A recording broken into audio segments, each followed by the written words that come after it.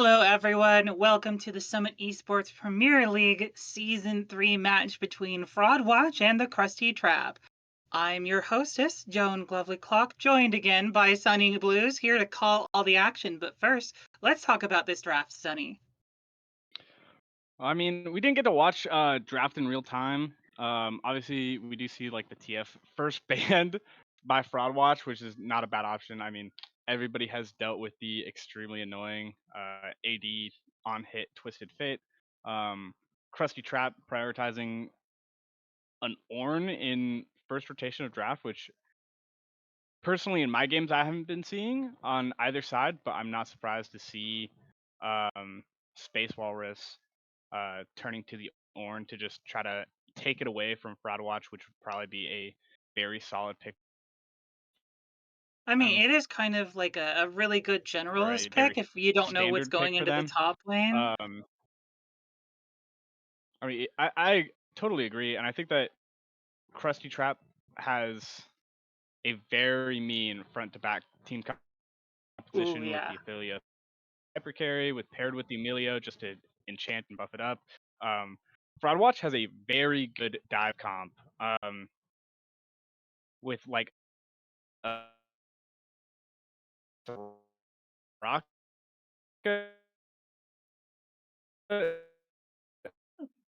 We are having a few troubles here with kind of Sunny's audio. being Um, mitigating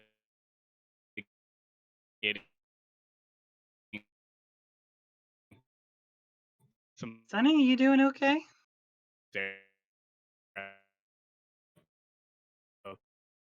Cool. So, we're gonna be taking it to the game here real quick. I am a little surprised to see the Cho'Gath here for Fraud Watch, given that it's not really building into their whole dive composition fantasy that they got going on. But hey, it gives you a front line at the very least. Maybe a Vanguard tank would have been a better option, but here we go. We are already getting into game. This is game one between the Krusty Trap and Fraud Watch here. As you can see, Krusty Trap over on red side, Fraud Watch over on the blue. Both teams lining up, nobody taking any moves, trying to sneak away through. Maybe gonna put down a cheeky little ward if possible. Hello, everybody. It is Gar Goomba back at it again with an emergency cast. Uh-oh. I'm here with Lovely. How are you today? I'm doing wonderful here as the teams are lining up across the rift. Anything catching your eye as we get into this first game? Let's see. I do like the looks for Krusty Trap's comp. They definitely want to play nice front to back. What with the Aphelios and the Xerath playing towards their backside. What he is looking like he wants to get that ward in for, some early information for where Birito's cleaning or Well, clearing rather. he's a Jinzhou. He'll have enough sustain to be able to get through the jungle even with a little bit of chip from a Soraka. But I mean, a little free gold over that Soraka. Hopefully that won't snowball out of control in the future. One thing I would like to point out here, the Fury sent to the top lane while Cho'Gath in the mid lane. Not the usual setup that you would expect for these champions. Or maybe it appears that maybe we have a lanes. No, not a lane swap. Yeah, it's just straight up Cho'Gath mid lane. Having played it myself in the Summit Esports League, not exactly a champion that puts a ton of pressure onto the map, especially not until level 6. Yeah, I can agree with that. I have a feeling they opted towards Nefiri top lane just because Nefiri has a lot of self-sustain with the double daggers. Or, I think the Q is called Darkened Daggers, right? But basically, since she doesn't want to interact with Ornn all too much within the lane, all she wants to do is press Q onto Ornn twice and get some health back, while Ornn kind of has to sit back and just either wave clear or let it push into him.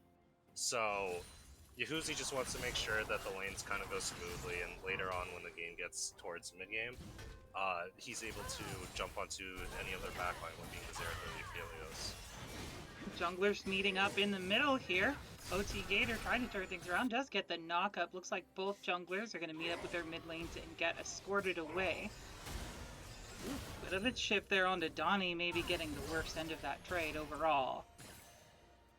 Meanwhile, in the bot lane, trying to follow up on affection, just gonna proc the fleet footwork and walk away. Honestly, the early gank for Godspeed, or not Godspeed, Donnie didn't go the way that they wanted to, but he is at a point where mana.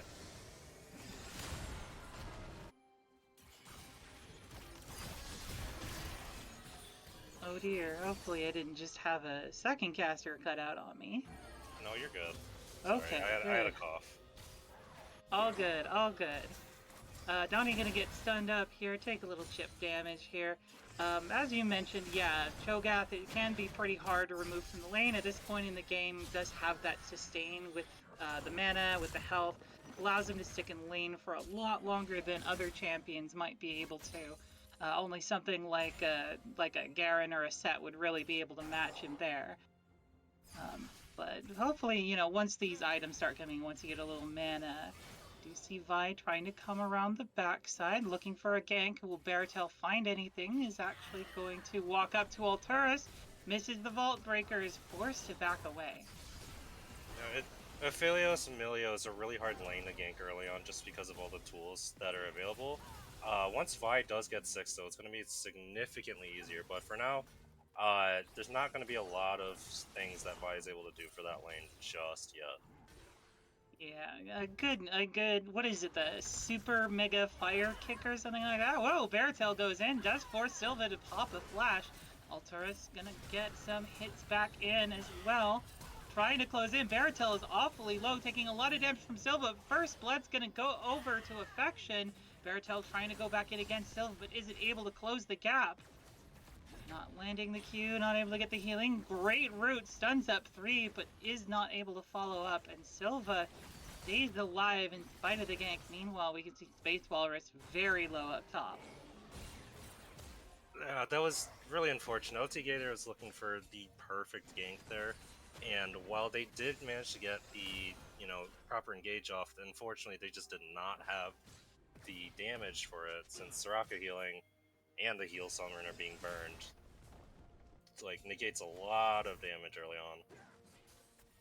Yeah, early stages of the game, so maybe both bot lanes actually have a lot of protection in these early stages of the game, making them hard to gank. And I'd expect things to be pretty slow as a result while these champions try to scale up, get their items.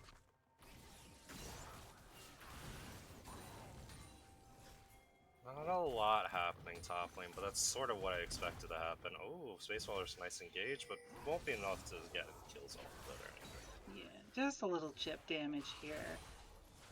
Picking up the CS, things going in the way of the Neferi here currently in terms of CS in that top lane. Looking overall at the gold, we do see a slight gold lead going over to the side of Fraud Watch. Mostly due to the exceptional CS here that the team is putting out. Slight lead in that top lane and that one elimination in the bottom lane going over to the AD carry Affection. We do see a Xin Zhao in the area. OT Gator maybe looking for an option while Baratel takes the Void Grubs on the other side of the map. He knows the jungler's not here, but it looks like he is going to back off and just go for the dragon.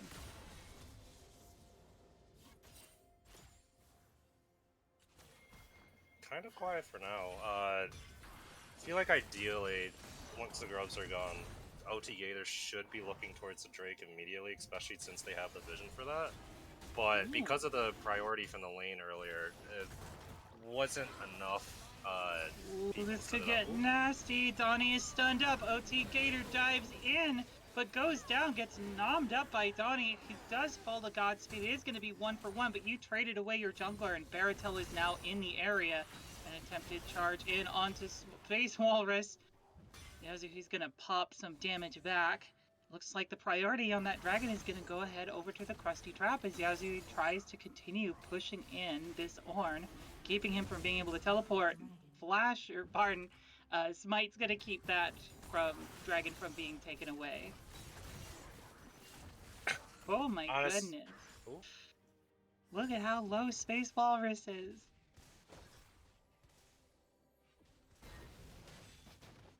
Honestly, if I was OT Gator there in that position, I probably would have fallen for the Cho'Gath Bite Execute, but at the end of the day, jungler going down gives a free Drake over to Fraud Watch, which is a pretty strong start for what they want. At this point in the game, I think game plan is just let Aphelios and Xerath start scaling by getting items, especially since now they know that the Xin Zhao early isn't exactly working the way they want to, with how safe Neferi is early game as well as how tanky Cho'Gath is going to be, assuming he's building a tank. Although it looks like he does have a lost chapter purchase, so he might be opting towards an AP build instead. But overall, it's just really hard for Xin Zhao to gank any of these lanes, and I feel like because of that, they need to start playing towards scaling. Definitely playing for that late game sort of power spike. You're never going to outscale a Cho'Gath ultimately, who is going to just scale forever with his ultimate, but you do have a lot more scaling options on your team. That Vi is going to fall off in the later stages of the game, even with the Vault Breaker. The one thing oh, you can go first. No. The one thing I'm concerned about is just the Ornn, right? Up there, Space Walrus is getting pretty beaten down. That's your main defense against this assassin who's starting to get fed up in the top lane. You gotta have some serious protection going on for your backline because you're gonna have Vi and Neferi trying to flank you in these later stages of the fights. Yeah, it will be helpful later on for Milio, because with the Vi stun at least, or the Vi ultimate, it does have a stun part afterwards, so if they time it right, the Milio can ult the after effects of the Vi are, and so there isn't going to be as much lockup on the Aphelios as they want them to have. So that's something to look out for later in the game as well, instead of just, Ornn CC peeling off anything. That much is true. Looks like they're going to use a heal to try and catch the wave here, keep it from fully crashing. Give them the opportunity to freeze it in front of there. We can't discount the fact that Kai'Sa is a pretty decent scaling champion as well. Yeah, Kai'Sa, depending on the build that Affection goes here, it can either be a late game monster or it's going to try to go for a mid game burst build. We'll see how the build goes up, obviously, as we get more items. Speaking of builds, Yasui, oh no, Space Walrus miscalculates. OT Gator is still on top of Yasui, almost certainly going to pick that up. Baratel comes in to try and save the day. There's the KO. OT Gator going to pick that up. It's just Baratel against 2 now, trying to at least pick up OT Gator, and Will now has the advantage, but here's the Arcane Barrage from across the map. All 3 shots are going to miss. Donnie comes in. Donnie gets the knockup. Donnie gets him low. Donnie gets another feast stack. Well played to them. I have nothing to really comment there. That was just really well executed. They caught OT Gator and Grubs, and unfortunately, it just looks like there wasn't a lot of good communication for Krusty Trap to work together there on Grubs, and so he got caught out. Yeah, just maybe a little bit of an overcommittal there. Godspeed not able to follow up quite as much as Donnie with the lane pushed up as it was, and as good as the Arcane Barrage can be, it can still be dodged, especially when they didn't have the wards to be able to spot out their targets. Void Grubs are going to go ahead and go over to Baratel. Over the wall, OT Gator almost finds Fish. He's going to get caught. It's just the 2 of them against 3 underneath the tower. Silva takes out 1. Oh, OT Gator taking a little bit of tower damage, but Melio ultimate is going to come through, keep him alive. Successful tower dive, but cutting it a little close. Oh, Donnie's not here. We're almost there. We're almost not done. Is going to get forced away. Good disengage. Neferi not able to come down to help.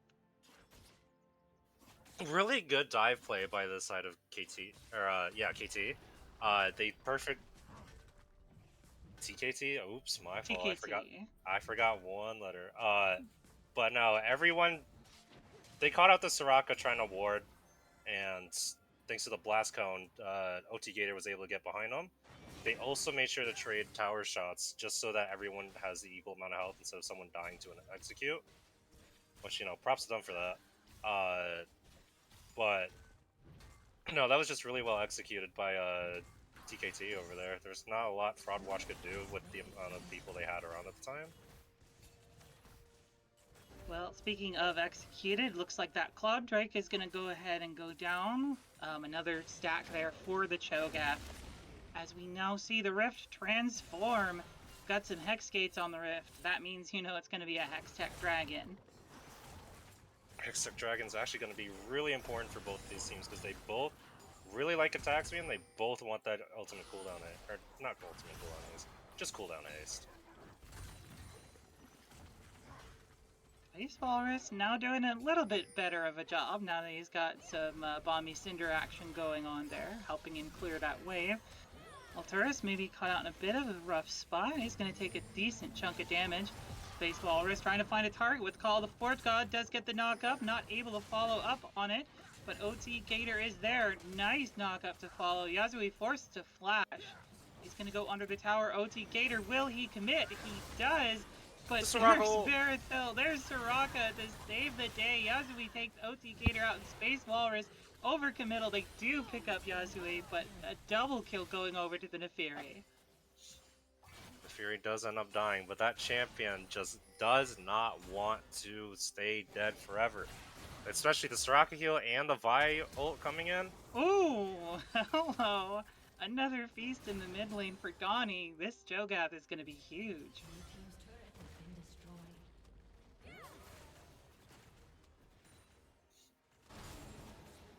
Like how many stacks does he have at this point in production? Like, has he just gotten one for every single one of those kills plus the dragon? Like, what are we sitting on right now?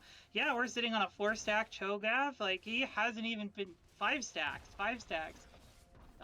He's barely used it on minions, so he's still got plenty of stacks he can pick up, is mostly using it offensively. Teleport coming in. Donnie is just going to drop a Q and back away. Good knock up, and like you mentioned earlier, yeah, this Cho'Gath is in fact going for more of an AP playstyle. Yeah, I think with the team that they have, Cho'Gath going AP is fine. I'm personally not a huge fan of it though, because they're leaving Vi to be the front line, and quite frankly, sorry. Bless you. Thank you. But Cool fight breaking out, so I'm gonna have to stop you there. OT Gator caught between 3. The Arcane Barrage comes out, and Yasui goes down. There is a shutdown in response. Donnie on a killing spree. Baratel trying to chase down Space Walrus. Maybe should have kept running, buddy.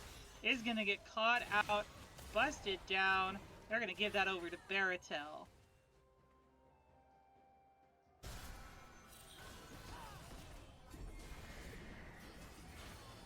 Gonna be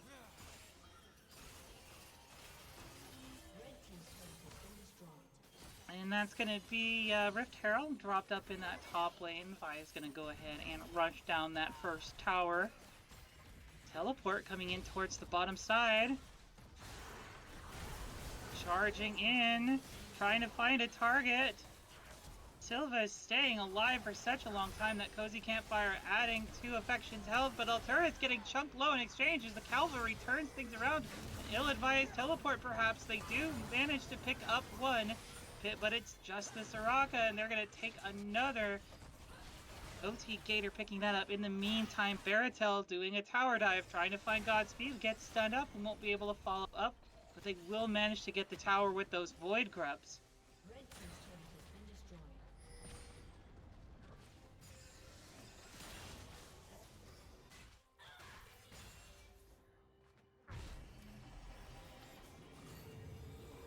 Just making sure you're still here, Sunny, as we are now at 17 minutes into the game. No Baron yet, but we do see a dragon starting to spawn up.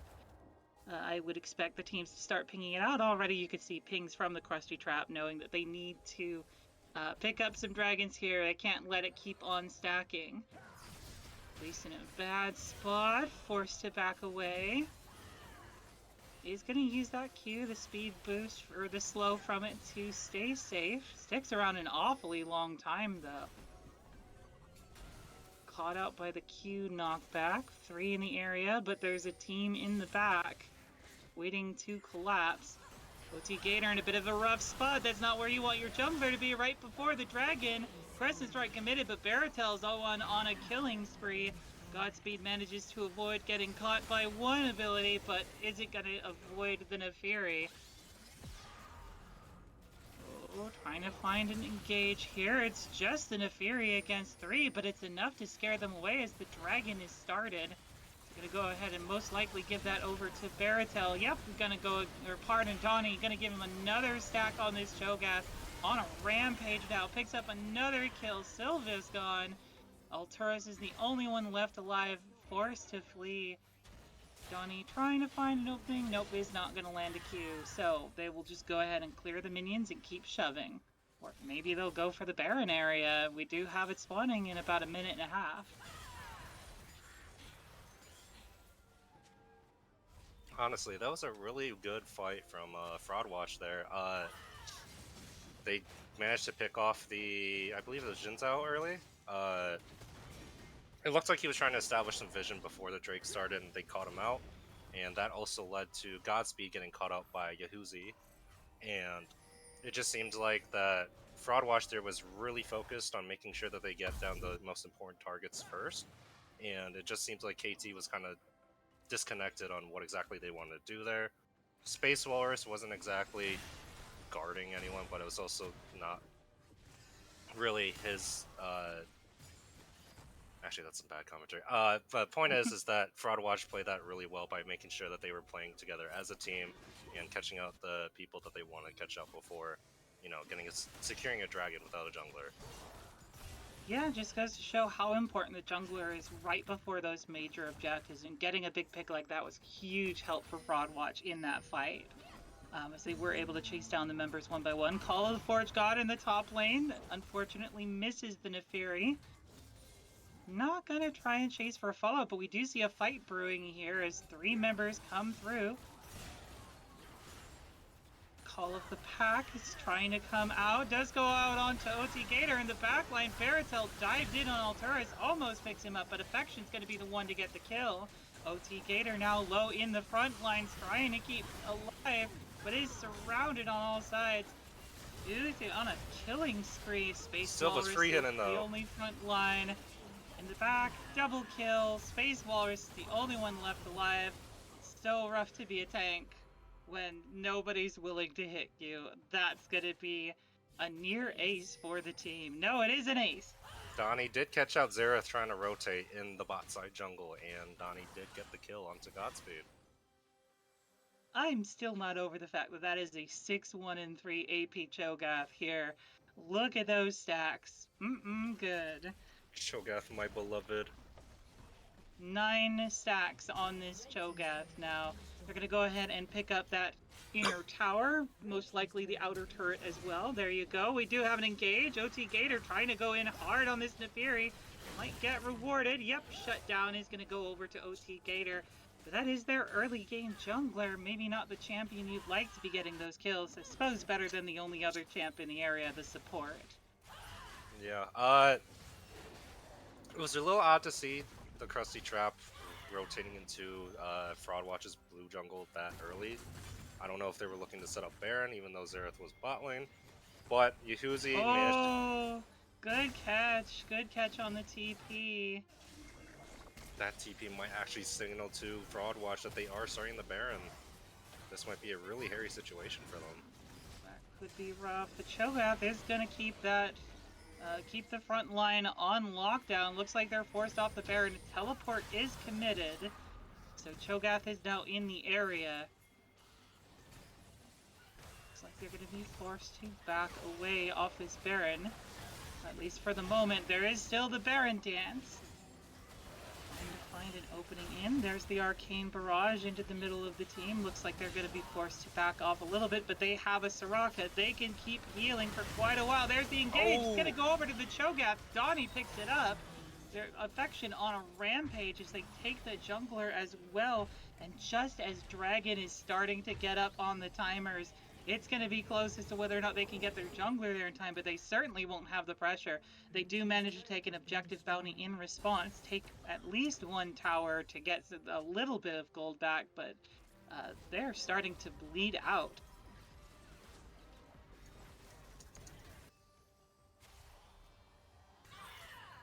Nothing really much to comment there. Cho'Gath, or Donnie, did a really good job canceling Space Walsh's TP and that just secured a 5v4 fight for Fraudwatch as Nefiri and Donnie both teleported to the Baron. And so, because forcing them off the jungle, or forcing them off the Baron early, put them in a really bad position, and OT Gator has to essentially blind face check the Baron in order to steal it. They just pick a bunch of good kills off of it. And Another now, stack onto that Cho'Gath as they try to engage. OT Gator barely dodges the knockup. Looks like they are going to get away safely for the time being and try to push this lane. if I was Fraudwatch right now, I'd want to look for an engage as soon as possible because they just secured the Hextech Soul.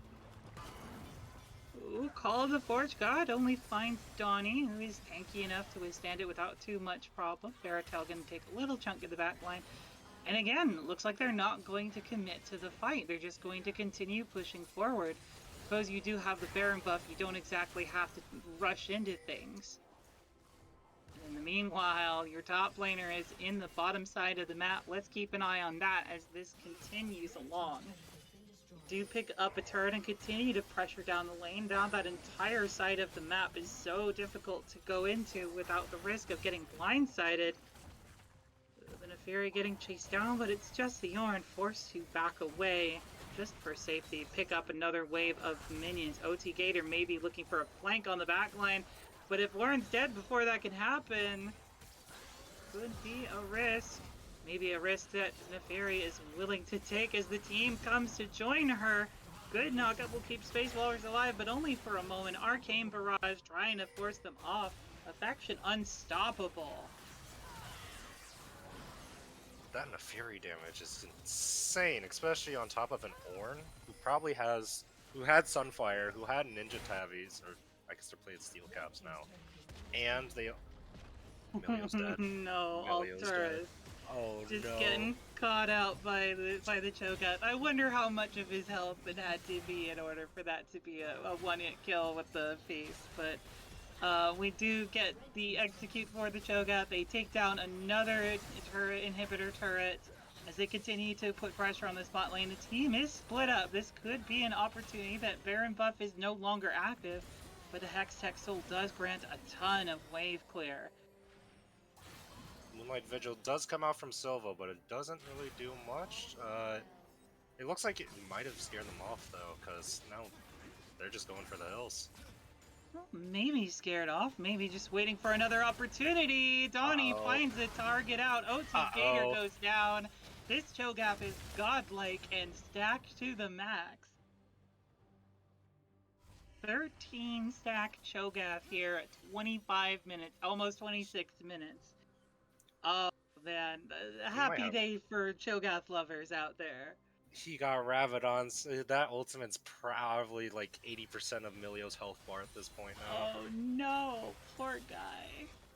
But also, I'm very proud. Very proud to see some Cho'Gath love. Now, correct me if I'm wrong. Is this the first Cho'Gath game that's been on the SPL this season? I haven't seen all of the games. I don't believe it is. We'd have to. We'd have to at some point, but yeah, get an analyst or something in here. Someone has all the stats. I'm supposed to be the analyst. I guess I'm not doing my job properly. No, you're not. You're not the analyst. You're color. You're good. You're doing good. You don't have to have all of the data in front of you.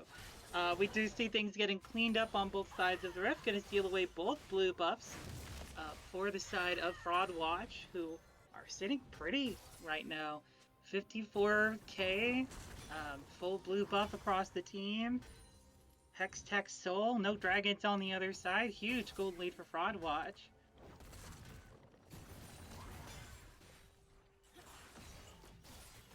This is going to be a really rough game to come back to for TKT. In the most ideal scenario, Silva and Godspeed get a bunch of gold off of the super minions that are pushing, and they manage to thwart off any sort of pushes that Fraudwatch has.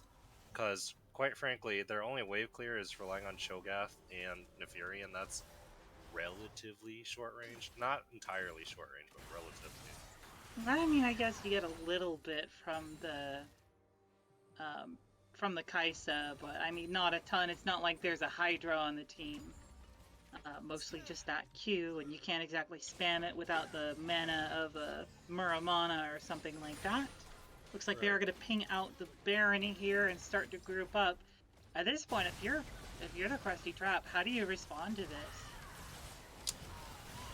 Honestly, you respond to it by not responding to it because at this point in the game, with how monumental the goalie is for Fraud Watch, the best thing that TKT can do is not die.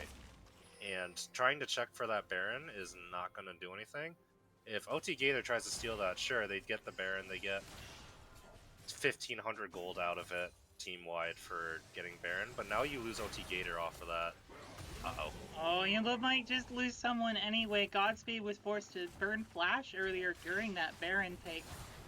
Without that defensive summoner spell, Tawny continues to march, growing ever bigger. You cannot sate the hunger of this Cho'Gath as it continues to charge forward. Fraud Watch gathering behind their full AP tank, and actually retreating here. Gonna go ahead and secure themselves the Elder Dragon. There's not a lot that they can do to be contested at this point. Yeah, it's just gonna be really rough from here on out. If there's a scenario where TKT is able to stall out the 3-minute Elder Dragon buff and not lose more towers than they already have, there is a chance. Okay, Okay. believers, there may be a non-0% chance that TKT come back from it, The but game is not over until the Nexus falls, even if you are staring down a Hextech soul empowered by the Elder Drake. Yep. it is just going to be a very arduous and painful road to go if they manage to succeed that. That's a bit of a big if at this point in the game. Fraud Watcher basically looking to wrap up the game, but we'll see if we can see any surprises happening. Orange kind of just in the bottom side of the map trying to shuffle up. We already saw just a chunk from Godspeed just as a result of that Static Shiv-like effect coming out from the Hextech Soul, empowered by a burning true damage proc. I'm agree. I feel like Hextech Soul should not slow with the chain lightning. It is really annoying. I think it's probably one of the strongest souls in the game. Other people would probably argue otherwise, but I think it's just really useful at all points of the game. Call of the Forge God blocked off by the Equinox from Soraka. Good block. They're going to go ahead and take another tower, continuing to pressure. I don't think there's going to be much of a question here. Affection dominating, 2 more go down, and the Nexus. That's going to be game 1 in favor of Fraud Watch. Congratulations, Fraud Watch. You guys really played well together around the map. You guys managed to coordinate a bunch of objective fights, and you also managed to collapse on any members that pushed up too far when trying to ward up for Dragon or Baron, and the leads overall just started snowballing. Krusty Trap, I think for you guys, definitely need to work a bit more on trying to secure these more early focused leads if you want to draft things like Jinzhao and Xerath. But you did have your moments there, especially during like the bot lane dive. You guys definitely seem like you're on par of what you want to do towards bot lane. Uh, if possible, try to make sure to always play towards your bot lane because I feel like the other lanes are probably not going to go towards your favor in the rest of the games. But we'll see how it plays out from there. So sort of as a way of wrapping it up, sort of a solid execution, but maybe the macro game is where they fell apart to Fraud Watch. Yeah, pretty much. Yeah, really strong backline team from Fraud Watch being able to jump onto the backline and just delete them in seconds. Great dive composition. I doubted the Cho'Gath. I love me some Cho'Gath, but I was doubting, and Donnie did an excellent job proving me wrong. We'll go ahead and jump to break here pretty shortly, and we'll be back for Game 2 of Fraud Watch versus Krusty Trap in the Summit Esports Premier League.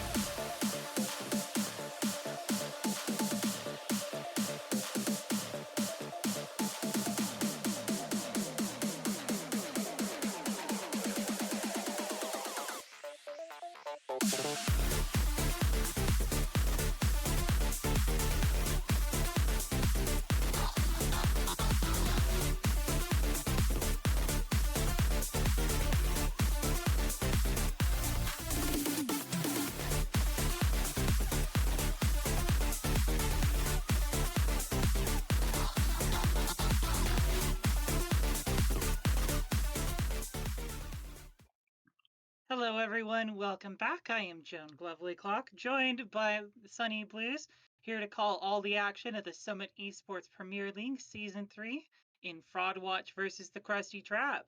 We're getting ahead into Yes. Game True. You can see the draft on our screen. What do you have to tell everyone about, Sunny? One thing is I'm actually super excited to see Donnie on the Akali. Um, Seeing him in a matchup where he is, because this is a draft league, so I think it's appropriate to point out like the skill level of individuals. Donnie is better than the Krusty Traps mid laner Godspeed. And seeing him on the Akali, even though the enemy team does have a Talia and a Nico, I am super excited to see how he's able to play around uh, the counter tools from the Nico and Talia and try to hard carry this game, because that's kind of the nature of a mid lane assassin, is very feast or famine. And it being an AP assassin as well, then you're able to see a very hard scaling assassin as well, right? Like the AP items heavily favor AP assassins more than the AD items favor AD assassins. Yeah, and even And just like looking at the way that Fraud Watch likes to play their games, very much a dive heavy team, very much get in and assassinate your backline. The Akali plays perfectly into that. production, this is last game, 30 seconds until right? minions spawn. This is game two. We don't know if there's going to be a last game or not. We have to watch and find But out.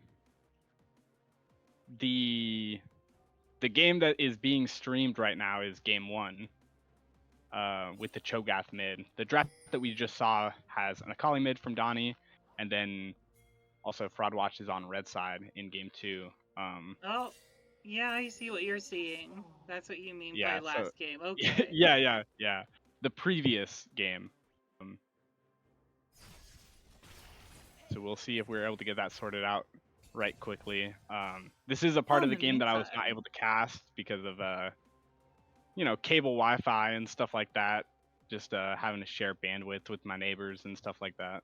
Very unfortunate, but In the uh, meantime, you can see what you missed, all of the action in the early stages of our previous game here. Pretty slow early game, actually, as we are hopefully just waiting on production to find the right one here, because this is definitely game one. I mean, this is There we go. all right. All right, here we Okay. go. Here we go. We'll go ahead Hopefully, he and has the hop right back one loaded into up. it later. All right. It's okay. I mean, Happens to the best of us, getting those files mixed up. But let's talk more about this draft while we've got it up. We praised I Fraud mean, I Watch and love. they're engaged. But what do we got on the Krusty Trap? I mean, they have a very fantastic Jinx protect the president type comp, right? With the Nico and the Tilia being like huge threats to walk into, right? Because even though they aren't experts at moving forward per se, moving into them can be extremely difficult for champions like the Vi, the Gnar, the Akali, and then also you have to remember that uh, Jinx's range with the extension that she gets from her rockets will also be a huge point into um, like keeping any kind of threat moving into them out. But they are a very with the horn, with the Jinx, they are more of a comp that is looking to hit 4, 5, 6 items and then win the game off of just like sheer stats, basically. Saying you guys let the game run till 30 minutes and then we just take the free win because we group as 5 and push mid. But through early macro and stuff like that, then it's going to be extremely difficult for the Krusty Trap to contest some of these early objectives, to fight some of these early 3v3s, 2v2s, and whatnot, trying to gain any kind of early lead. Um, and it does look like there was actually an early invade potentially from the Krusty Trap to try to. Okay, Flash And if got blown by Baratel. That's going to play a big part into it potentially. It's going to cut down on his ganking potential. But otherwise, it one looks like nice thing, one nice thing is that it was blown so early. Um, so then like his second clear, he's able to have his flash up. So if he does blow a flash on his first gank after a full clear, then he will have it next time that he cycles his camps down and then comes back to that lane. So then he'll have flash advantage to try to potentially pick up a kill and gain a lead. oh, Death Sentence finds a target. Another flash is going to get blown, this time by Affection. They do return some good damage onto Alteris, but take a fair bit of damage from that Jinx in exchange. Good early hook. I completely agree, and I do like to see Glacial Augment from Alturas here. Just talk about runes a little bit. I think that Glacial Augment into Fraudwatch's team is almost quintessential to their success. It being a large dive comp, a large like single target damage almost comp. The only person with very effective AoE CC being the Gnar. And like, the only person who's looking to wombo it really at all is the Gnar. So having Glacial Augment to try to peel off one person, get the Jinx a reset, very useful for the mid to late game. Yeah, that's one thing I wanted to comment on, is that the Krusty Trap composition is just so built around so many tools to like a get off me for the Jinx, right? You've got the wall of the whole field of rocks that Talia lays out. You have the roots that you get from the Nico. You've got of course, everything that Ornn does, and Thresh as well. And there's so many tools of protection for that Jinx that you're really signaling you're trying to protect it. But if that Jinx goes down, what have you got left? So I do think that Talia is actually a fantastic hyper carry, and with the Nico being mid lane rather than support, then she'll also have the income to effectively carry. I think that a huge problem that a lot of mage supports and Ooh, another actually a Death fight in bot lane. Sentence. Ignite ticks down. Affection. First blood to the Thresh. Alteris is going to be happy with that one as they continue to pressure this tower. pick up a turret plate in exchange. OT Gator over the wall, not going to engage without that wave up, and not with Baratel in the wings now. So I do really like to see the Jinx Thresh early pressuring to try to get like a plate very early into the game. Um, like I was saying, then having a mage um, who's like a burst or a poke mage as a support is not necessarily as effective because one, they aren't high income. They're probably going to be an item or so behind at like 20, 25 minutes. And then they also will not be CSing as much, so they will not have as fast of items. And then they also have the support item taking up one of their slots. So whenever they are full build, then it will not be um, like I'm a 6 item mage ready to one shot your ADC any moment that they step out of bounds. So I do like to see the Nico being put into the mid lane role. Um, and I do think that the Nico or the Talia actually have very fine carry potential. I think that they are just specific champions picked for the intention of protecting the Jinx, who is piloted by Silva, who just so happens to be the best player on the side of the Krusty trap. I mean, it's a smart draft, that's for sure. Although we also see that bot lane playing very aggressively. OT Gator coming up from an in lane gank isn't going to be able to lock down Donnie. I'll just go ahead and clear that wave. But watching the way that the bottom lane plays, every time Alturas walks up with aggression, Affection and Fish are forced to back off, to move away, to keep fleece. Sorry. We do have a stun here up in the top lane, trading back and forth. It's just going to be mostly a wet noodle fight. Baratel's going to go ahead and pick up one of the Void Grubs here. Probably going to be picking up a little bit more as going completely uncontested here. On the other hand, OT Gator is going to be picking up the Dragon on the opposite side of the map, so just going to trade cross-map objectives here. So I do really like to see that they're just trading cross-map objectives. Baratel going for the bot side because obviously the Jinx is their avenue to win the game.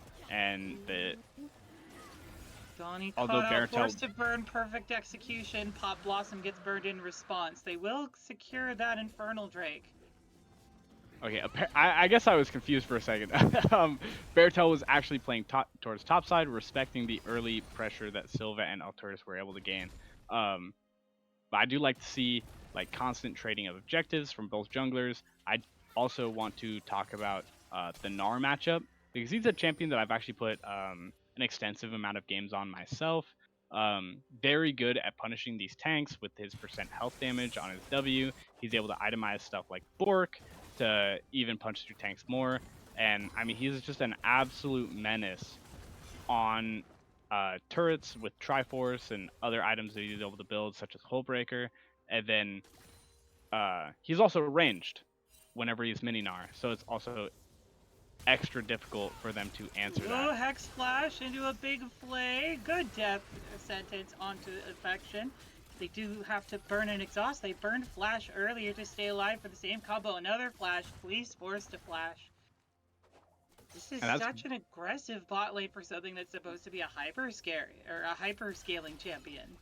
So a very important thing to note is that that there's no more Fleece. Double kill. Silva's gonna take that one. Does end up losing the 80 carry. It looks like Baratel's gonna follow up behind. Not going with the cease and desist. Silva doesn't really have a way out here. They're gonna give it over to Donnie. Shut down for the mid laner. I mean, I think that that is definitely the right call. Give over the AP assassin, whose entire objective is to make the enemy Jinx disappear.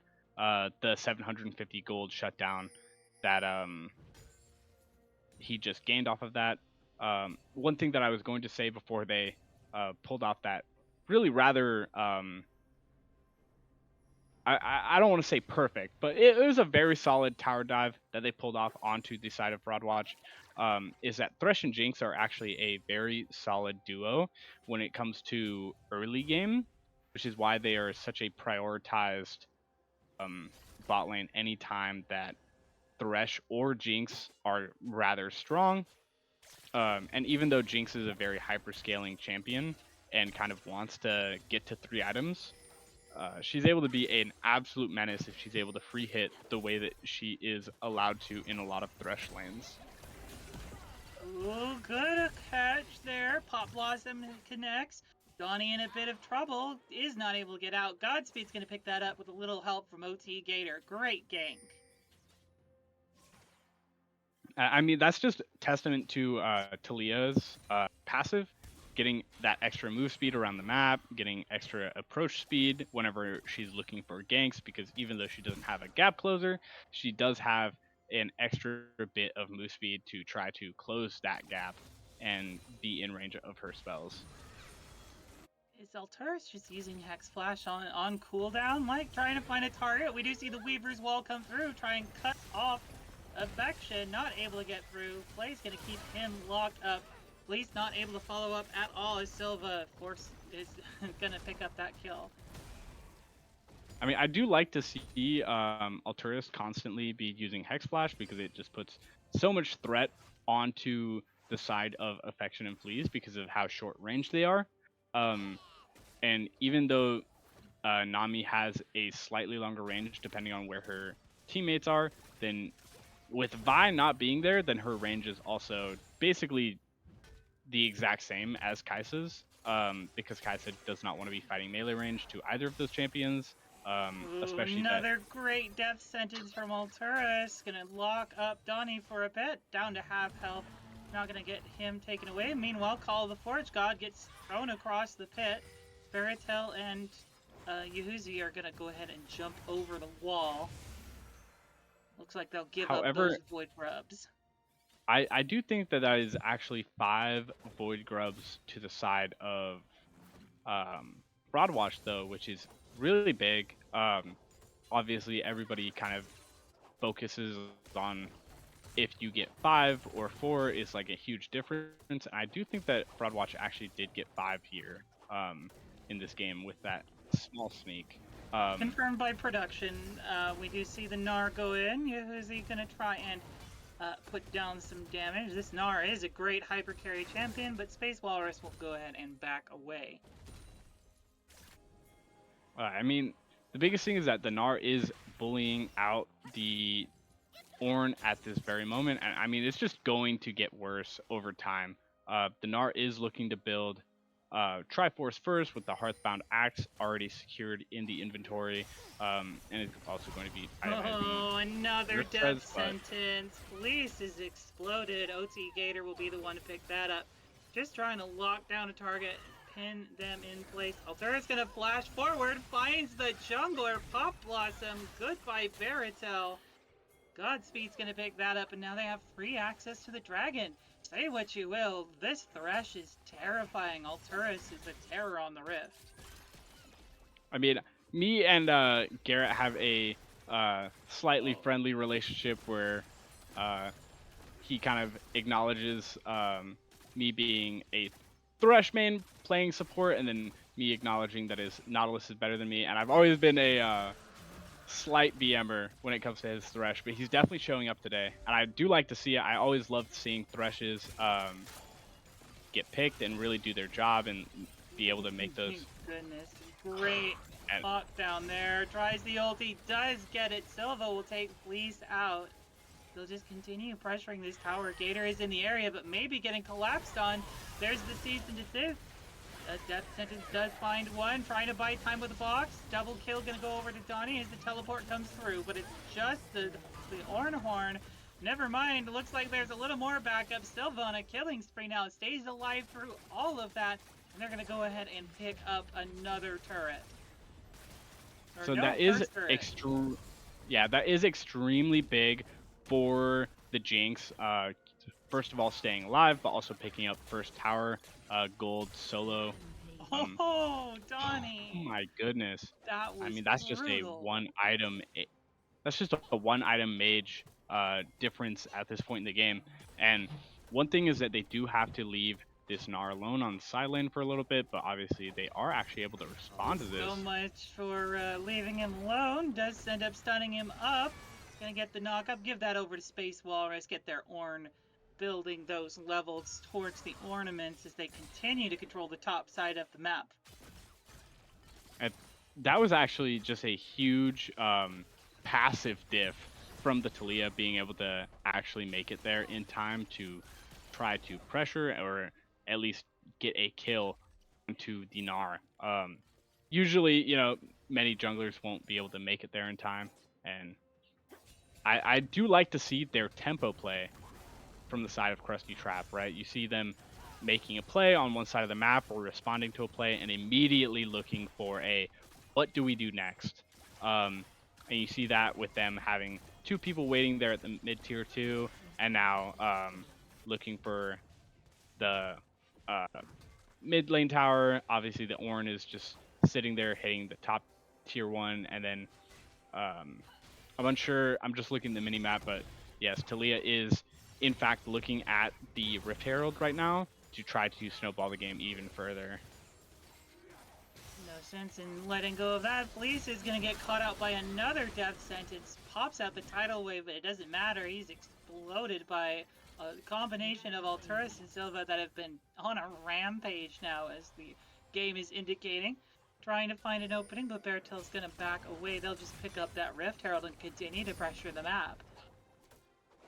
And I'm just so impressed by Krusty Trap's capability at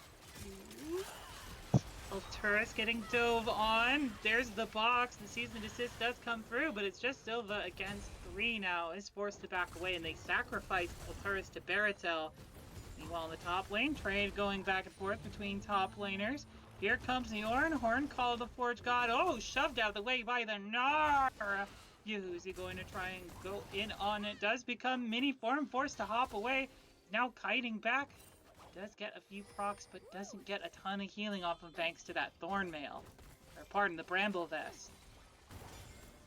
I do like to see both of these top laners playing around vision of these top lane bushes, because if there's no vision there, then obviously the Gnar should just steamroll the Ornn through stats and just like the natures of the champions. But both sides playing around the vision extremely well to try to turn it into a bit more of a coin flip kind of all-in situation where you don't want to be the person who is first to move or walk into the enemy.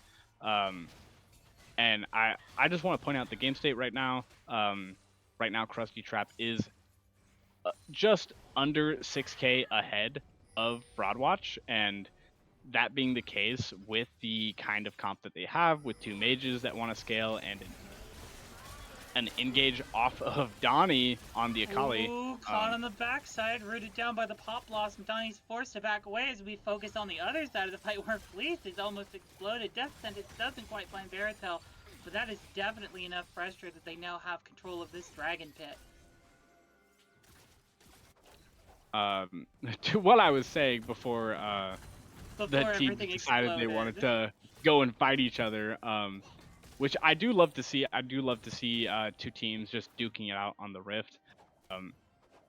But with the lead that the Krusty Trap has currently gained for themselves with the nature of their composition is extremely terrifying if you are Fraud Watch, because it's kind of just like a situation where you have to win the game. You're probably going to have to try to win the game off of a hero play from one of your members. And that hero play is one-shotting the Talia, Nico, and the Jinx all at the same time from how it's looking, right? And those are almost impossible odds. No player wants the game to come down to a hero play, and with Silva being... of heroes. Oh my goodness. Alturas is the control of this game. I think I've seen him miss maybe 3 death sentences the entire game, and every other one has resulted in a kill. I mean, that's especially in the early game. Then a single death sentence might not result in a kill, but the moment that you have a lead, then playing Thresh, you're able to kind of stat check a champion. Oh, the classic. Oh, he got it turned around in time. There you oh go. My goodness. I am a that turret, but in the meantime, Yuzi goes in. We see another death sentence. Baratel taking a huge chunk of damage, does still get the cease and desist off, but it's only to dive into a pop loss. It's gonna go down. Alturas will pick that one up. Silva dominating. They get a second charge into this tower. Affection is gonna go down. They lose the Rift Herald, but they gain 2 towers. Probably gonna be an inhibitor at this point. Potentially even the game if they really commit to it. So I would like to point out that them taking an inhibitor at this point in the game is extremely dangerous, right?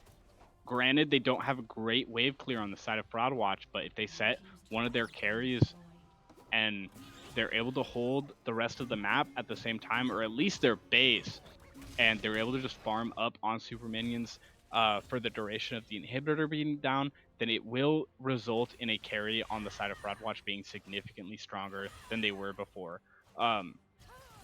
That being said, Krusty Trap is just under 8k ahead at this point in the game, and Baron hasn't even spawned. It's spawning in just under 30 seconds, and I mean, I think that they have their eyes set on it. Well, we have seen bigger gold leads. Things can still be overcome, and we've seen the Baron Ballet, of course, flip games on its head. We'll just have to see how they play. Already a lot of priority over around this Baron area because we know it's such a highly contested objective at this stage of the game. What with it spawning in 3, 2, 1, spawn. Baron is now live on the Rift as they'll go ahead and take a top lane turret. Pressure into the area. Donnie forced to back despite being in the area. Oh no, he's gonna stick around. Maybe catch out Space Walrus, but that's the tank. The one champion the Assassin's not gonna be able to handle. Looks like they do have vision on the area, so they know this Baron is happening, but what they don't have is the ability to do anything about it. Baron will go ahead and get traded over. So I would just like to be very critical of itemization here for the side of Fraud Watch. There's not a lot of carry potential in some of the itemization that has been put onto a couple of the different champions, being the Akali and the Vi, right? You see the Vi building into a Spirit Visage or a Kennic Raccoon, just trying to basically go in, soak as much damage as possible from the Talia and the Nico, but cut you off. Huge pop blossom finds too. Godspeed unstoppable. They are gonna end up trading one over, but in exchange they'll take everything else. Yahuzi, it goes down. Triple kill for the Jinx. They're gonna take this turret. They're gonna take the base, and they're gonna take the game.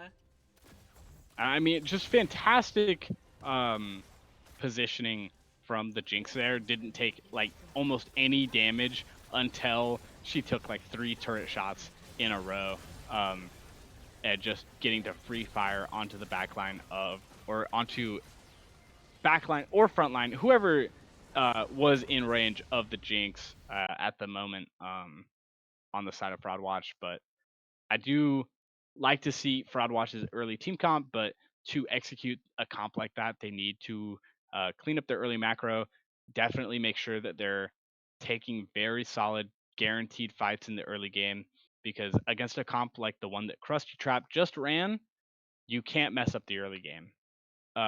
Because if you mess up the early game, then that kind of secures them the mid game, and they're going to win the late game, right? Your entire goal as Fraud Watch in this game was to end pre-25 minutes, and I do hope to see them trying to end pre-25 minutes in their next game. Well, we'll definitely have to see what ends up happening here. Krusty Trap put up a fantastic game. I'd like to just again draw attention to that bot lane. Alturas and Silva doing such a great job together to get that early game, that bot lane rolling. Great aggression. I'd love to see it on the Rift. But for now, we're going to go ahead and toss things to a break, as I believe that was game 2 of our series, and I think we are 1-1.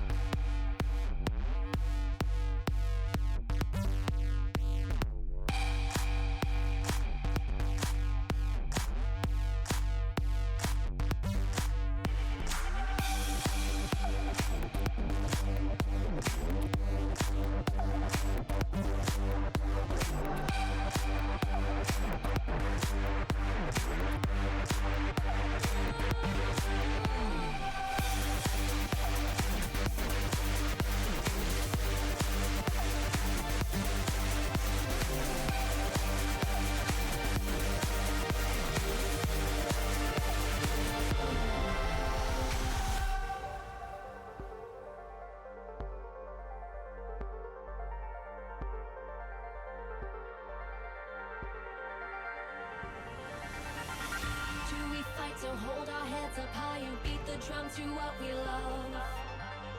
Risk the follow, we have felt it all come crashing down from far above. Stars are rising, countless worlds colliding, only one will take it all. Can we bring to fall the giants? Can we make the final call? We are the ones to ignite the darkest skies, the champions of the world that we defy. A solo ride of the few who rise up high, and we all fight at the last light.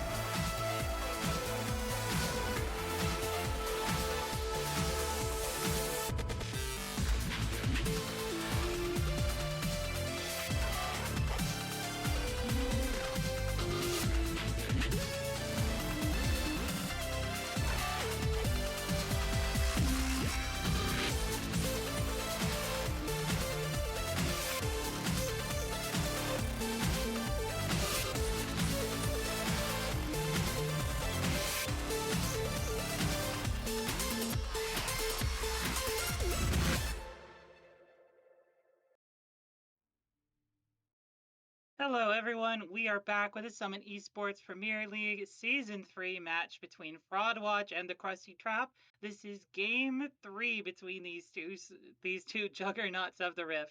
I am Joan Glovely Clock, joined again by Sunny Blues to call all the action here on the Rift. Hello. Super excited to be back for game 3. Definitely love to see Fraud Watch being able to pick up some games. Well, we do see them going into Game 3 here. We were discussing the draft a little bit before we got into here. Krusty Trap has drafted the Galio here for their mid lane, presumably, based on the composition. We'll see here in a moment as we get right on to the Rift. The teams start lining up. Anything sticking out to you this early on? I'm sorry, can you say that again? Anything sticking out to you this early on? Items, runes, just skins even? I'll take skins. One thing is Godspeed actually opting out from Electrocute or Dark Harvest or Comet and building or taking the Aftershock. Now granted, Aftershock is actually pretty standard for even an AP Galio, but This could be I dangerous. OP Gator sniffs something out. Does get flashed on, forced to flash himself. Both junglers will flash down. so that is actually a debatably good trade for the side of the Krusty Trap, just because it will not allow Beartail to get the jump onto the jungler of a Krusty Trap in like a 2v2 at any point. He will have to come out of vision and be within the range of the actual Q rather than flash Q. So it does shorten his range for the first cycle or so of camps, but it also does remove the mobility or the escape potential from the immobile Talia. Well, looks like we're gonna have both junglers starting on their bottom side camps. Baratel's not gonna get any help with his, so they will just mask like the Baratel's not in the area, but they have a ward in the top side near that blue buff, so they will know where he's starting. Space Walrus gonna go ahead and shove up, already doing a lot of damage to this Ornn. That shield makes him a very strong early game champion.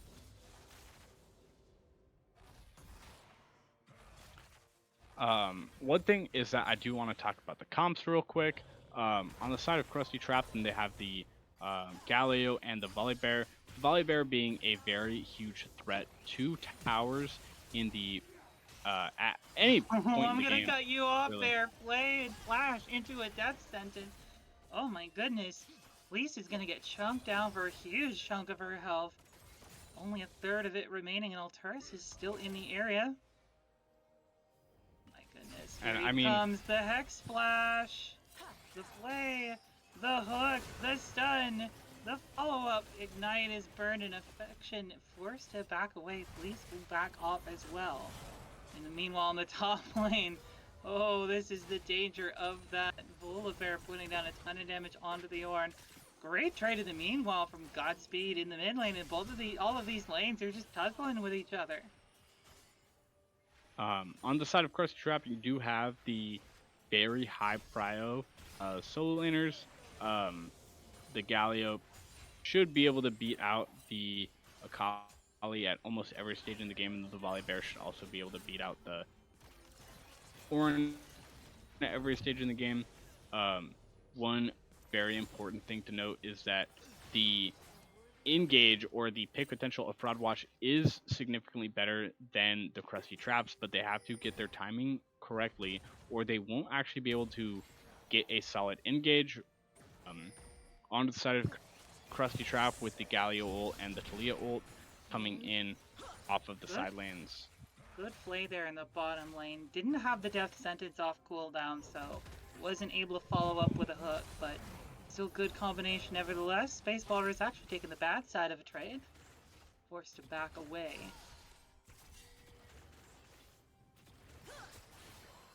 With that kind of awkward early stage of the game where nobody really has the ability to hard commit to anything, we're not seeing any tower dives.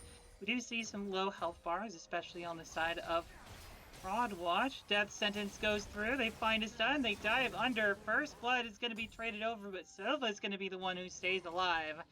Fleece is going to be up as both AD carries pick up a kill.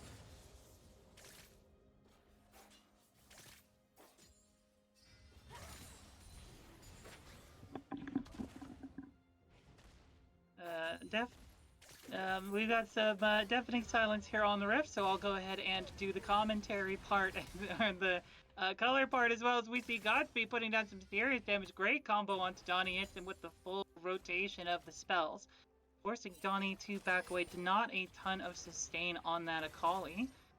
Meanwhile, looks like we have OT Gator coming through around the back. Might find an opportunity. There's the engage. Great knock up into a Flay. Still a bit of trouble, but is going to stay alive. Dark Passage just for the shield. Fleece is going to manage to stay alive with Beartail in the background, but they're not going to commit to anything. Forced to back away. Now I'll go ahead and throw it over to my color commentator to tell us all about what's going on in the action. Oh, Joan, you're so incredibly interactive. Well, thank you, commentator. But let's go ahead and focus on the gameplay here, as the teams line up across the rift here, trying to find out their own openings. Already, you can see that bottom lane starting to push ahead. There's a lot of trading back and forth. Keep an eye out for those objectives. Good attempt there. Is going to get punished for it, though. Godspeed taking quite a bit of chip damage.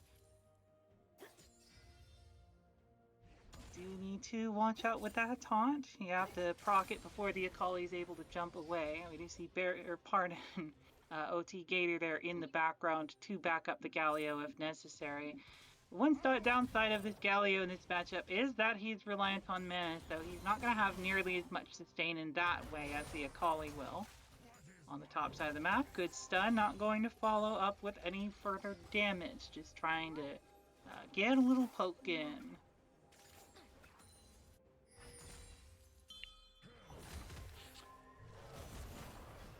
I do like to see the early atomization from Alturas on the Thresh. I didn't point it out last game, or if he did it last game. Oh, here's the big commit. I'm going to cut you off here as the Volibear goes in with the Heart of the Storm. Call the Forge God, going to force him to back away. We do see Donnie coming around the backside. I don't think they'll have enough damage to kill him. Looks like he will get away. In the meantime, down in that bottom side of the map, First Dragon is going to go ahead and go over to OT Gator. Not really anyone to challenge him here. Meanwhile, on the other side of the map, Beartail will go ahead and pick up some Void Grubs to help even things out. And that's kind of how it's been this entire series. Beartail gets the Void Grubs, but trade over a dragon for him. I mean, that's a pretty standard trade in the early game, just trading grubs for the first dragon or two dragons, because dragons don't really begin threatening when it comes to like the stats themselves until you're either on soul point or whether you have like 2 or 3 dragons stacked of the same kind. So it is an alright trade that I'm sure that the side of Fraudwatch is okay to make. We are now at about 8 minutes into the game as some folks are starting to complete some major components here. Looking at the gold lead, it is fairly even across the map in spite of the kills and the dragon.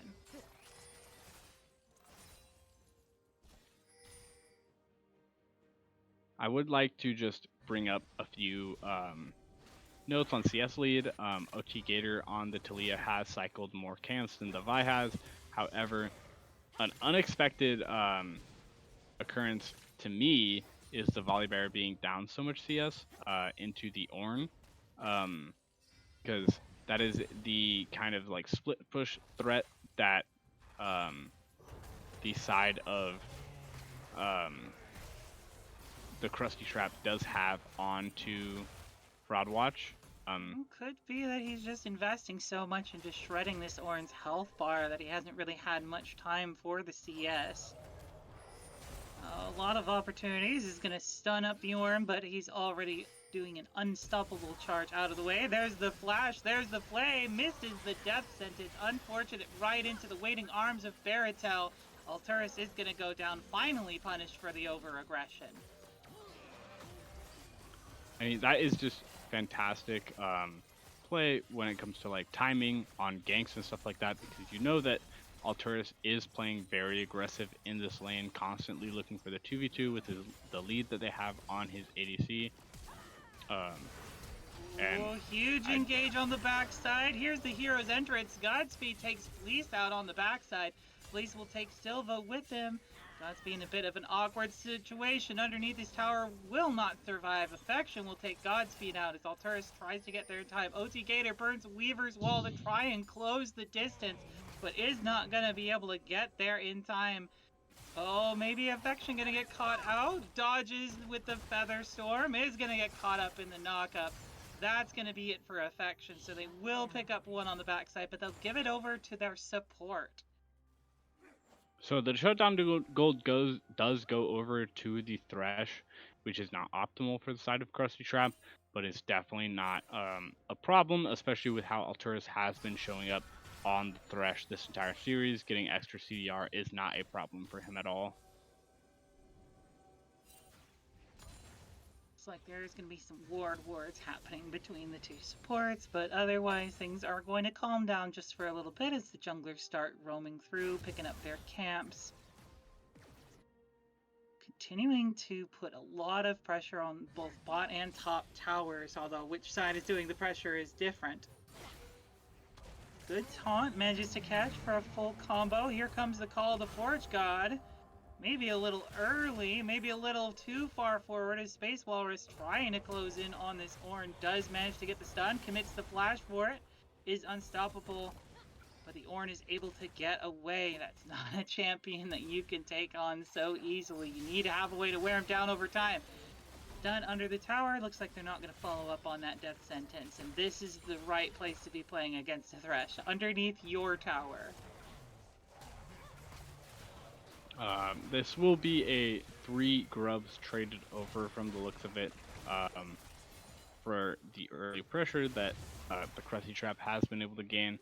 And so far, then the gold is relatively even and even a little bit favored towards the side of Fraud Watch, but you see a dive coming We in were here. talking about where you want to play. That's why Turris gets a little bit too aggressive and saved by the healing power of the Soraka, who's gonna give you all the sustain you need. Qs are also giving the empowered healing there as well. So Silva not able to capitalize on that engagement from the Thresh. One thing that I would like to point out is that even though Silva is 1v2 in the lane at this current moment, he is not scared at all of the 1v2 itself, right? He is very confident in his ability with the lead that he has to burn through 1 or 2 members of Krusty or the Fraud Watch's bot lane. And I'm very certain that he knows exactly the limits of this champion and is able to position accordingly. Well, we might be questioning the limits of that today. The mountains do rise. We do see the ultimate come out as Volibear comes crashing down on Affection, who will be able to just walk away, not able to make a full commitment onto that fight.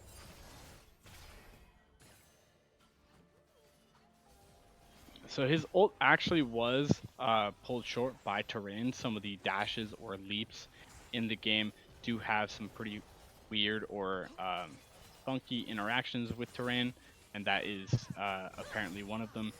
I haven't seen a lot of Volibears, not a super popular champion to play, but yeah, hasn't been it is very unfortunate. super popular for a little while. Really popular, of course, right around the time of his release, but of course, this entire time, you're letting the Ornn free farm and hit on your tower. I imagine he'll probably just go ahead and stay there, take the tower, even if he's willing to take a little damage. Good knock up, followed by a second with the Bellows Breath. Going to get chased down by the Space Walrus. Oh, this might be more than he can bear, but he's gonna go ahead and call the Forge God. See if he can get a little extra help. Soraka's wish is gonna keep him alive a little longer, and he will escape. Oh my goodness. So first tower and a lot of solo XP going over to the Ornn is not what you want to see if you are the side of the Krusty Trap just because you want the Volibear bullying the Ornn out of the side lane at almost every point in the game. The downsides of committing your top lane to go try and do a cheeky tower dive. We do see the 80 carries trying to trade back and forth. Affection takes the Moonlight Sigil, but not like a champ. Like a champ gets exploded under the tower. And that gives the team a little bit more freedom to go up to this Rift Herald. Baratel happy to take that for his team. And get a little more pressure in addition to we're going to see that turret being traded away on the other side because they do lose their AD carry. But hey, I mean, they'll have pressure of their own. One big thing to point out is that a large part of the gold deficit for the side of Fraud Watch is actually in the top lane, or the side of Krusty Trap is in the top lane, which isn't what you want to see if you are Fraud Watch, because you have an Ornn up there. You don't really need him to be ahead per se. You just need him to be scaling, catching XP, catching whatever gold that he's able to, so he's able to have some tank items to sustain through fights. But when it comes to gold deficits for the side of Fraud Watch, then you see a lot of it being on the side of the ADCs, which are kind of both teams. I'd say like last chance or insurance policies with being hyper carries. Both of them are certainly available. It looks like Volibear is going to be forced down into that bottom side lane. They'll send the Galio up to the top to face the Ornn. Maybe just trying to give Volibear a little bit more of a chance to start picking up some CS here in the side lanes. A couple of pings coming up around the dragon. Do still have a little more time before the next one will respawn, what with that Infernal Drake having been taken not too long ago. Go ahead and continue to pressure in this mid lane. It's 3 versus 2, but there is also a tower to keep in mind, so we'll see what they do with it. Death Sentence does not connect. Space Walrus taking a huge chunk of damage, forced to ult, but that's not enough. Perfect execution, perfectly executes him under his tower.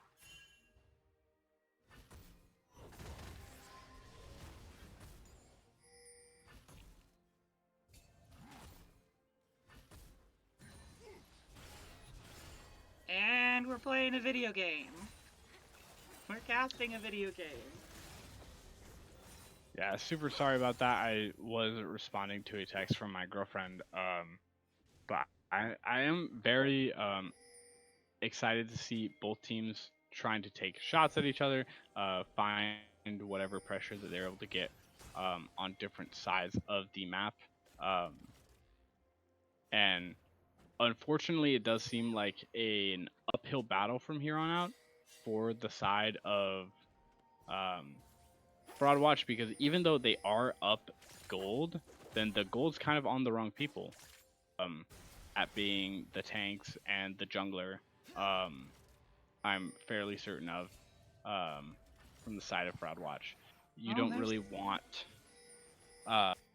those people to be ahead versus, you know, your ADC and your mid laner assassin. Gonna cut you off here. Call the Forge God whiffs as the teams line up around the Mountain Drake. This could be the one that turns things around, but it could also be the one that puts you in the hole. Moonlight Sigil cuts out. It's gonna get exploded in the middle of the team. Mountain Drake is gonna go over to the Krusty Trap, but that's not gonna be enough to turn the entire fight around. Or maybe it will be. Baratel gets exploded. 3 members left, and they are leaving their carries alone to die. Donnie is going to try and sacrifice himself to give Affection some time. Featherstorm does come out, but it's not going to be able to turn the fight around. Great fight from the Krusty Trap for that dragon. And that seems to be potentially a huge turning point in this game, because now he just took a 1k gold deficit and turned it into a 1k gold what's the opposite of deficit? Advantage, I don't lead. Lead, advantage, lead, sure. But they did just kind of flip the game on its head a little bit, and that's all based off of where their leads were before the fight actually happened. You're able to see now there's a 1.5k gold almost lead on the ADCs. favored towards the side of the Krusty Trap, which is a huge factor in how the game is going to be playing out. Oh, they do have that Ornn that you were talking about, so it might not be completely over for them.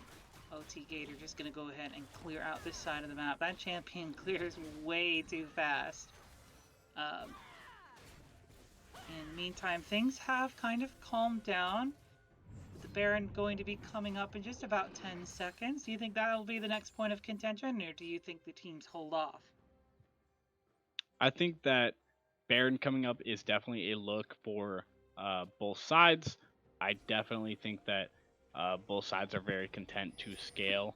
And I say that as the Krusty Trap is moving into the topside jungle of the Fraud Watch, and then also fighting on the bot side of the map. But it does seem like it's more of in the hands of the Krusty Trap to start any Baron play versus the Fraud Watch's potential looks. It is going to be sort of a game of who's going to take the initiative, right? Who's going to make the decisions around the map. But right now, Krusty Trap is in the driver's seat. Does feel like they're trying to find an opening. Death Sentence isn't going to find a target, so Alturas is just going to try and clear that ward and walk away. There is still a ward available. Baratel sneaking up behind Space Walrus, charges the Vault Breaker into the target. Also has the backup from the Ornn. It's going to be an ultimate from the Volibear. Almost pushes him outside of his barrier, but that's not going to be enough either way. Space Walrus gets exploded. Baratel great at shooting through those tanks, and now it's OT Gator on his own against two. Does have some backup coming around from the side. Alturas trying to find the target. Pops the box, gets the death sentence. All the Forge God comes through. They're going to shut down Baratel. Yazui's going to get caught as well. One more elimination. Great collapse from the side of the Krusty Trap. Oh my goodness. Donnie's going to enter on the other side, taking out Godspeed. And there's going to continue to be pressure in this mid lane.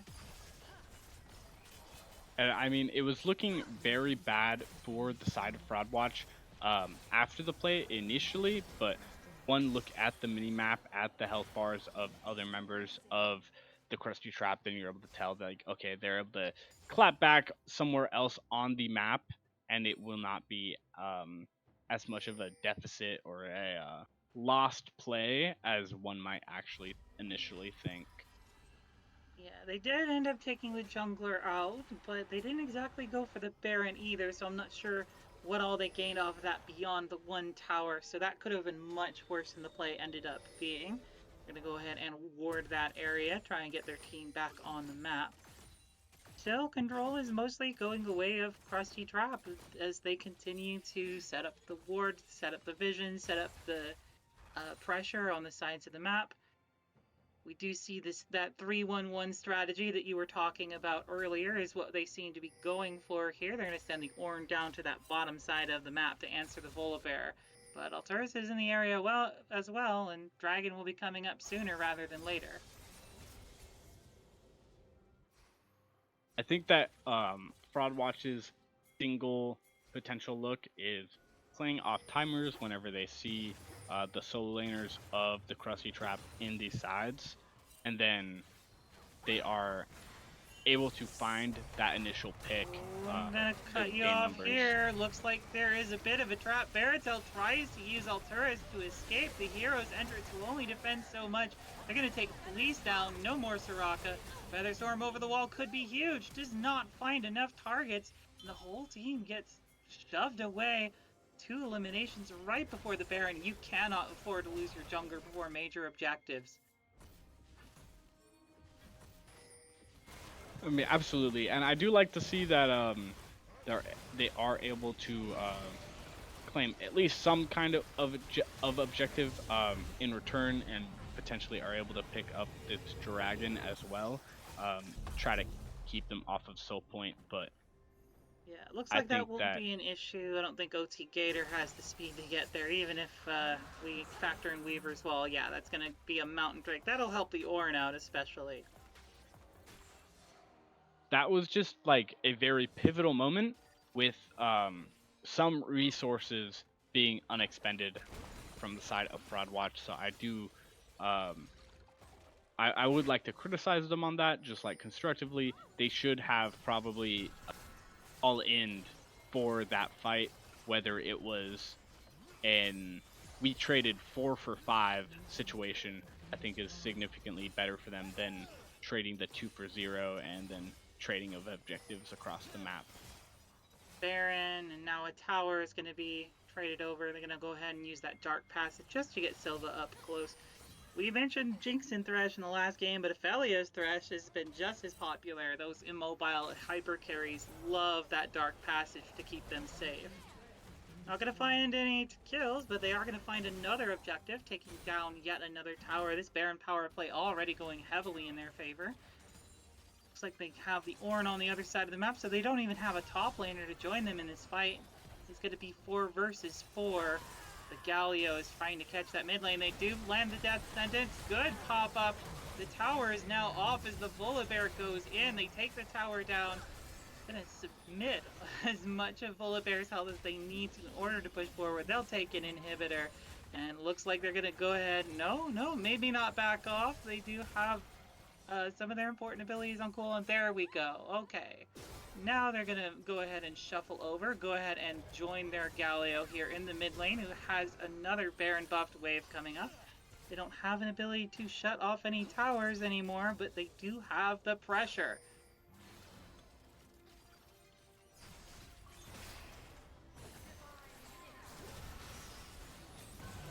Go ahead and chip that down. Huge Descent into the team. Here comes the call. The Forge God whiffs and finds nothing. Godspeed will take Fleece out.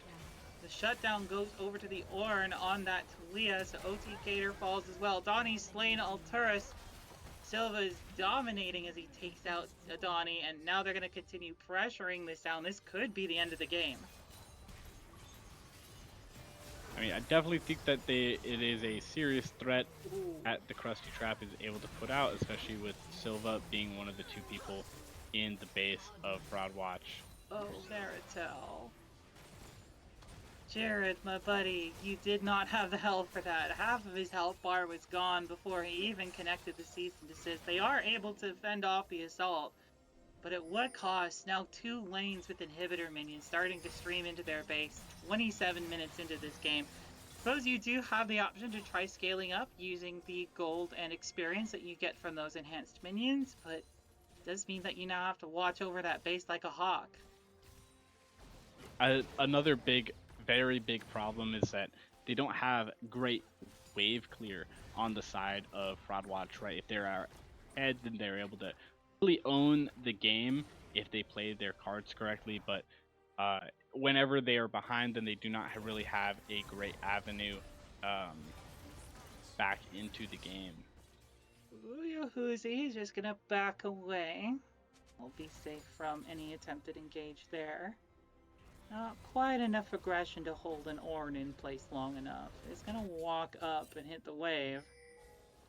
Maybe not a great choice. Ornn does have a way through the Weaver's wall, but that might not matter if he gets flayed. Death Sentence actually goes just slightly wide here. A little retribution will keep the Ornn healed as the Volibear goes in to turn off the tower. Teleport going on in the background. Space Walrus goes down. Affection will pick that one up. Pressure is on the tower. The Death Sentence misses, but they do take the objective. In the end, trading a Volibear for your objective. Yeah, look at those minions go. Look at the pressure that gets put on this base. The minions in the background. They're going to lose at least 1 tower to that. And it does actually look like Krusty Trap is looking to back up, even though that they... I mean, I guess it's probably because they are a man down with the Volibear dying to the dive that was well countered by the side of Fraud Watch. But the inhibitors are still down. Dragon will be spawning soon.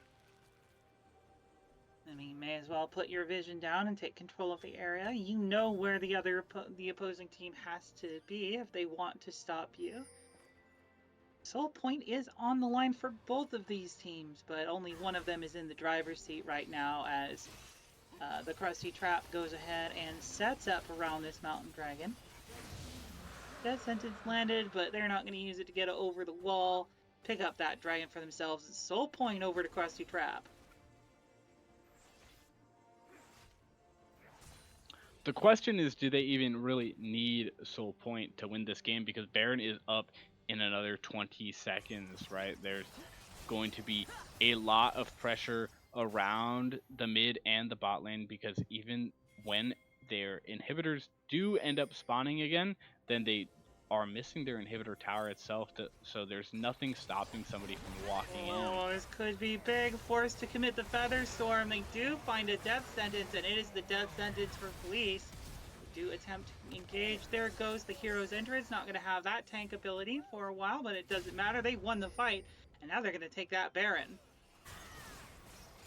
That is a lot of damage traded back by the side of Fraudwatch, which is something I would like to point out, is that these fights aren't necessarily unwinnable for the side of Fraudwatch. It's just a slight adjustment to the way that they're playing it.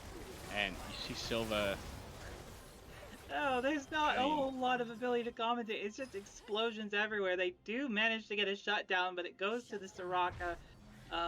Thankfully, I mean, there's going to be a response. They'll give it to their own AD carry. But 2 for 1, not exactly the greatest trade when you're giving your shutdown to your support. I guess the Soraka will heal better, and maybe that'll give more opportunities for the AD carry affection to stay alive here. I mean, I completely agree. I think that it's definitely not an optimal situation, but their backs are kind of against the wall, right? They can't really take a fight.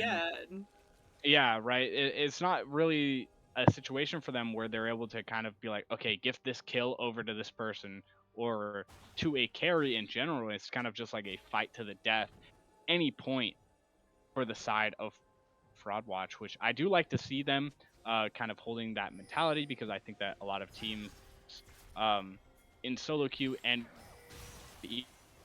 even competitive play are not willing to fight to the death if they are behind. Ooh, another call of the Forge God whip. Donnie trying to find into the back line. Assassinates OT Gator. It's just Ulturas again to fire. You're not getting out of that one, buddy. Affection is going to be the one to pick that one up. Good collapse there. We do have to worry about that bot lane. Looks like Volibear's in the area, but they're going to be responding. Looks like they will be in time. Gonna force that Volibear away, and overall, just great play there. I mean, I did already point it out, but I do like to see Fraudwatch, doing their damage, because they do have some very high damage champions on their team. They are not out of this game by any means, despite the 6K gold lead that the Krusty Trap has been able to gain over the course of this game.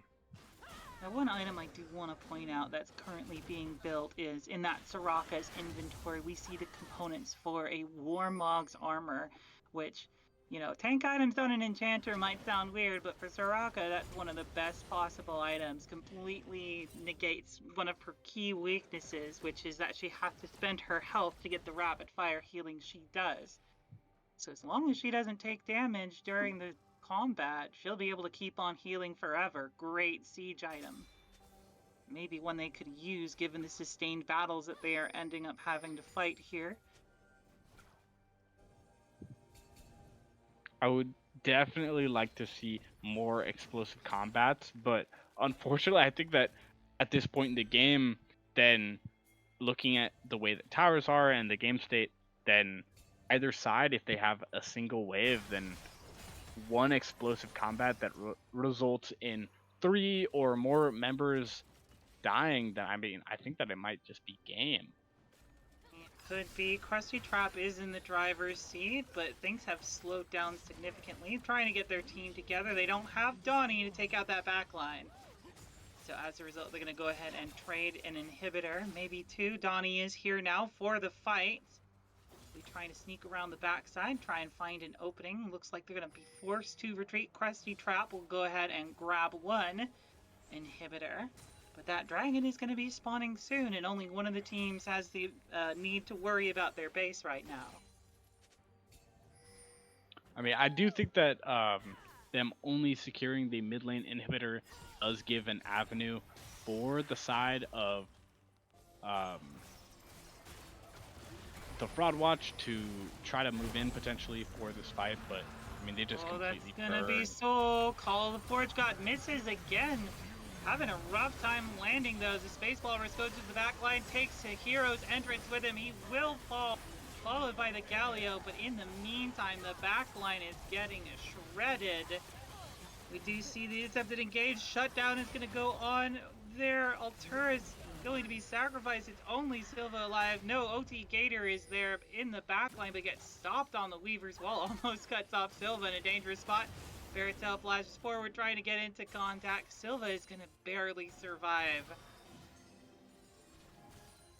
And the biggest thing is that if they do not try to snowball these timers on the respawns of the members of the Krusty Trap, is that the Krusty Trap's going to be coming back with Mountain Soul. So it's going to be significantly more difficult to kill them, to get picks. Opening up any fight is going to be significantly more dangerous for the side of Fraud Watch going forward. Yeah, just because of that bullet, that's going to counteract some of what the Soraka's going to have going on. Might actually have Warmogs after that little kerfuffle. We'll see exactly. Yep, there we go. There's the Warmogs as predicted. I'm going to go ahead and get that extra sustain for the team, but that might be negated by that Mountain Soul. The shield is so impactful.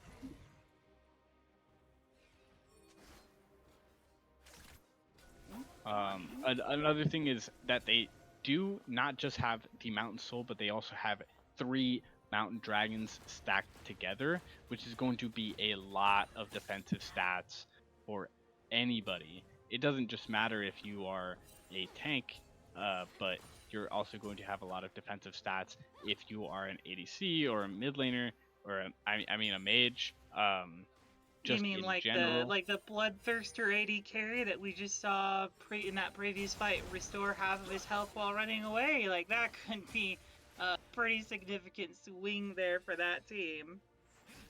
I mean, I think that that is a huge problem, but I think that that is more of just itemization rather than like, oh, my full combo didn't one-shot this guy who has built 0 defensive stats, Oh, which is a please, huge deal for please, either please, side. please space out a death sentence. But in the meantime, top laners hanging out around this tower. Warren is going to be able to clear them, but the Volibear can just clear the wave. Doesn't really have an option to fight him. They're going to go ahead and pick up the red Baron for the Krusty Trap. Death sentence finds death for Donnie. Bull saves himself a little bit with that. Oh my goodness. Survives in the backline. Cease and desist plows through, but Baratel's not going anywhere. Sylvia is going down. There's the call of the Forge God. Warren does manage to find 2, but it's too little too late. Meanwhile, Volibear continues to charge the backline. Yahuzi is going to be the one taken down. Donnie does manage to get away with his life, but that's most of your team. That's your entire